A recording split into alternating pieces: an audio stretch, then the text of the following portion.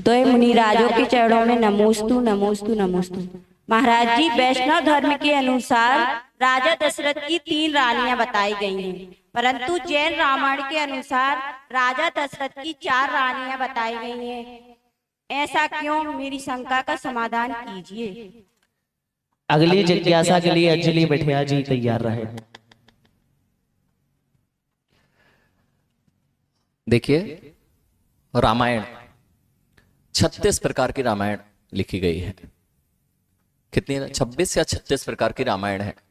बौद्ध दर्शन में भी एक रामायण है, जैन दर्शन के अनुसार भी रामायण है, और वाल्मीकि की रामायण है, तो तुलसीदास जी की भी रामायण है।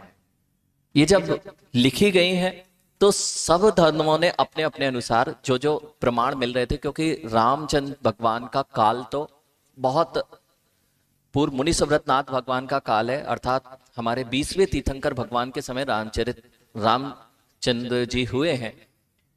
अब उस काल के बाद यहां तक आते आते जो कथाएं आ रही थी वह परिवर्तित भी हुई हैं। तो जिसने जैसी जहां पर जो प्रमाण मिले उसके अनुसार उन्होंने कथन किए।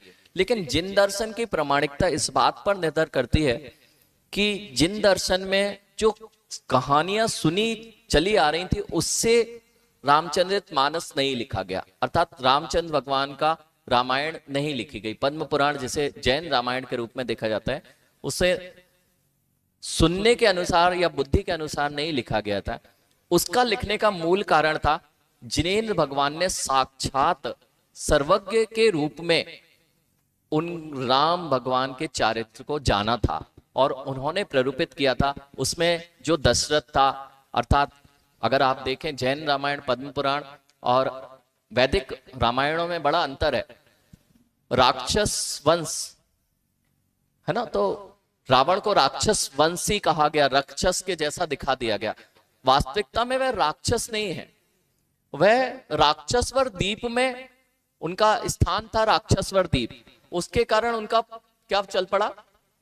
राक्षस वंश चल पड़ा। इस प्रकार वंशों की उत्पत्ति, वानर वंश, राक्षस वंश, ये जिन कुल में भी पद्म पुराण में आदि में वर्णित है उसमें बहुत बड़ा अंतर दिखता है। लेकिन क्योंकि जैन दर्शन में किसी ने बुद्धि से लेखन नहीं किया था, उनके पास तो साक्षात जिन्होंने अपने केवल ज्ञान के माध्यम से उन राम भगवान के चरित्र को साक्षात जान लिया था, ऐसी सर्वज्ञ भगवान की वाणी के अनुसार पद्म पुराण लिखा गया है। इसलिए उसमें अंतर आपको दिखाई देता है।